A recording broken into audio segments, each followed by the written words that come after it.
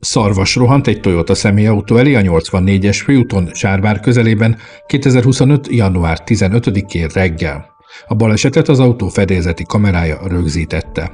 Olvasónk Polgár András Szabolcs elmondta, hogy a felesége vezette a gépkocsit, és a korábban megbeszéltek alapján nem rángatta a kormányt, hanem a sávban tartotta a járművet a megállásig, majd bekapcsolta az elakadásjelzőt és lehúzódott az út szélére. A Szarvas elszaladt az ütközés után.